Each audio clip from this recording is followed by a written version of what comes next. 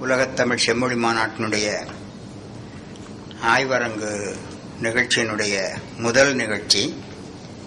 இந்த அரங்கத்திற்கு ஒரு நல்ல பெயரையும் அமைப்பாளர்கள் சூட்டியுள்ளனர். மாமூலனார் அரங்கம் என்று சங்கத்தமிழிலே பெரும்புகழ் பெற்ற மாமூலனார் பெயரிலே இயங்குகின்ற இந்த அரங்கம் அரங்கத்திற்குரிய பொருள் சுவடியியலும் பதிப்பியலும் என்பது பற்றி சரியாக நாம் 1:30 மணிக்கு நம்முடைய அமர்வை முடித்தாக வேண்டும். இங்கே இப்பொழுது மூவர் பேச உள்ளனர். சுவடியியலும் பதிப்பியலும் என்ற அந்த பொருண்மையின் கீழ் வருகின்ற சுவடி பாதுகாப்பு வரலாறு என்கின்ற தலைப்பிலே நூலகர் சரஸ்வதி மகால் நூலகர் பா. பெருமாள் அவர்களும் சுவடிகளை மாற்றுருவாக்குவதில் ஏற்படும் சிக்கல்களும் தீர்வுகளும் என்னும் பொருளிலே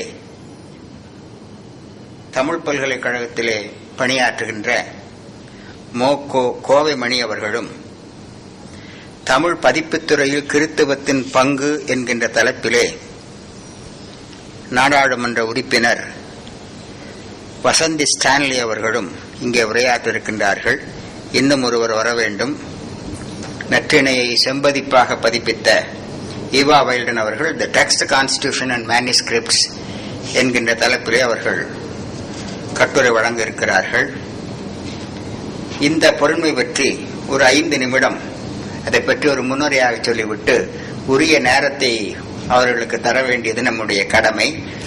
ஒரு 15 நிமிடம் கட்டுரைக்கும் 10 நிமிடமோ அல்லது 5 நிமிடமோ அந்த கட்டுரை குறித்த விவாதத்திற்கும் வைத்துக் கொள்ளலாம் என்று நினைக்கிறேன். சுவடியியலும் பதிப்பியலும் என்கின்ற இந்த தலைப்பு குறித்து ஏறத்தாழ இந்த 3 தலைப்புகளுமே ஒன்று 2 சுவடியியல் பெற்றது, இன்னொன்று பதிப்புத்துறையினுடைய வெளிப்பாடாக கிறித்துவத்தின் பங்கை பற்றி ஆராய்வது. ஏறத்தாழ ஒரு 200 ஆண்டுகளுக்கு முன்பிருந்த சுவடிகளை முதல் பதிப்பித்த பேரறிஞர்களாக விளங்கிய இங்கே தஞ்சையிலிருந்து பலரும் வந்திருக்கிறார்கள். சுவடிப்புலத்தினுடைய தலைவர், தமிழ் பல்கலைக்கழக சுவடிப்புல தலைவர் பேராசிரியர் மாதவன், கணினித்துறையில் இருக்கின்ற பாஸ்கரன் போன்ற பெருமக்கள் எல்லாம் இங்கே வந்திருக்கிறார்கள். உலக புகழ்பெற்ற டாக்டர் உவே சாமிநாதையர் அவர்களுடைய நூலக காப்பாட்சியர் திரு மாவே பசுபதி அவர்கள் வந்திருக்கிறார்கள். தமிழ் இலக்கண இலக்கியத்தில் ஆழங்கால் பதித்த நண்பர் கேரளா பக்கத்தில் இருக்கின்ற தமிழ்நாட்டிலிருந்து வந்திருக்கிறார். இப்படி பலரும் பங்கேற்றிருக்கின்ற இந்த அரங்கு பழைய பெருமையை உருவாக்கிய பெருமக்கள் எப்படியெல்லாம் முயற்சி செய்து சுவடியை பதிப்பித்தார்கள் என்கின்ற ஒரு வரலாறு இந்த அரங்கத்தினாலே புலனாகும்.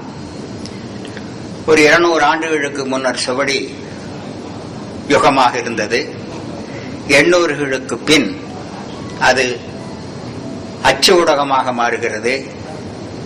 2000 நுழைவாயில், அதற்கு பின் 21ஆம் நூற்றாண்டினுடைய பகுதியில் அந்த ஊடகம் இப்பொழுது மின்னணு ஊடகம், கணினி ஊடகமாக இருக்கின்றது.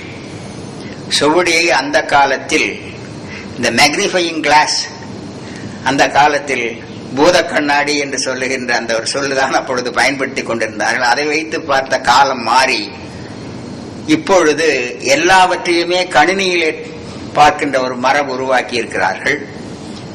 மிக வசதியான காலத்தில் இப்பொழுது நாம் வாழ்கிறோம். தகவல் ஊடக தொழில்நுட்பத்தின் காரணமாக மிக வசதியான ஒரு நிலையிலே நாம் இருக்கிறோம்.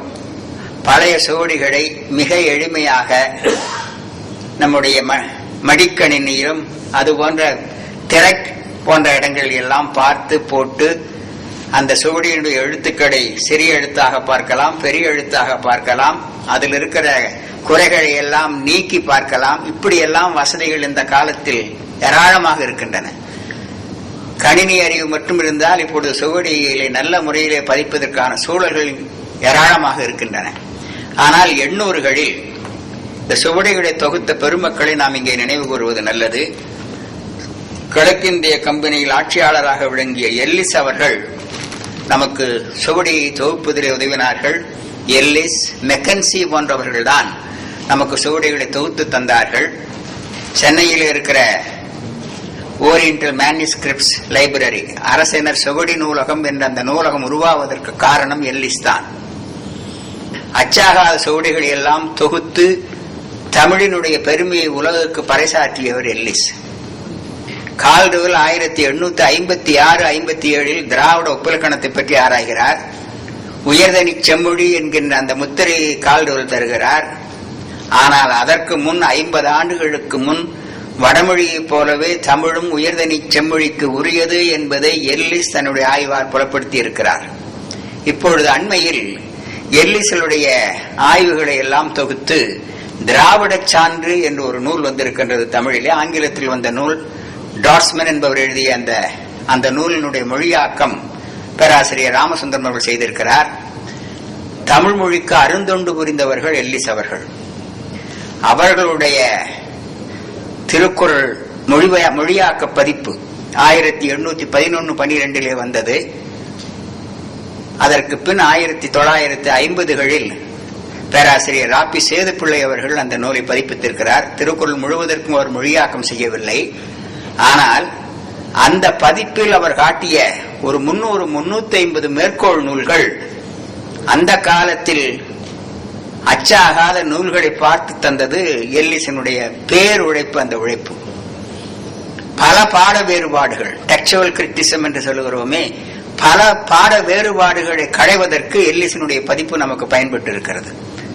முழுக்க முழுக்க சுவடிகளை வைத்து அவர் அந்த நூலிலே விளக்கங்கள் தந்திருக்கிறார். அப்படி விளக்கங்கள் தரும்போது அயல்நாட்டு அறிஞரான அவரே சைவ சித்தாந்த தத்துவங்களை விளக்குவதற்கு அவரே பாடல் எழுதியிருக்கிறார்.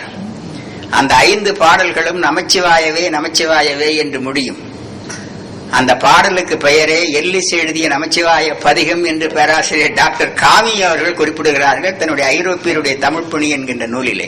த contribution of European scholars to Tamil என்கின்ற நூலிலே அவர் சொல்லும்போது சொல்லுகிறார். அந்த 5 பாடல்கள் நமச்சிவாய பதிகம் என்பது. அதே போல தன்னை அவர் எல்லிஸ் என்று சொல்லிக் கொள்ளவில்லை. எல்லீசன் என தன் பெயர் தோற்றியோன் என்று பாயிரத்தில் ஒரு தொடர் வரும். எல்லிஸ் தன்னுடைய பெயரை தமிழ் மரபுக்கு ஏற்ப எல்லீசன் என்று சொல்லுகிறார். மிகப்பெரிய அந்த காலத்தில் வாழ்ந்த பெரும்புலவர்கள் அந்த பதிப்பிற்கு பாயிரம் அளித்திருக்கிறார்கள், சிறப்பு பாயிரங்கள் எல்லாம் வழங்கி இருக்கிறார்கள். இன்னும் சொல்ல போனால் தமிழகத்திலே பல ஊர்களில் பல நகரங்களில் அவருடைய பெயரில் சாலை இருக்கிறது. மதுரையில் எல்லிஸ் நகர் என்றே ஒரு நகர் இருப்பது நீங்கள் பார்க்கலாம். மிக குறைந்த வயதில் 39 வயதிலேயே அவர் ராமநாதபுரத்திற்கு பார்வையிட சென்றிருந்த போது நஞ்சு உணவு உண்டு மடிந்து போகிறார். இல்லையேல் அவருக்கு நாம் தமிழுக்கு தந்த வளத்தை இன்னும் பார்த்திருக்கலாம்.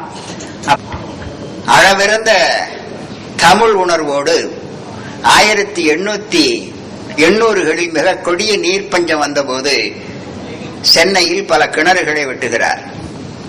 அப்படி கிணறுகளை வெட்டிய போது கல்வெட்டுகளிலே திருக்குறளை பொறித்தவர் எல்லிஸ். அந்த கிணற்று சுவர்களிலே கல்வெட்டுகளாக திருக்குறளை பொறித்தவர் எல்லிஸ்.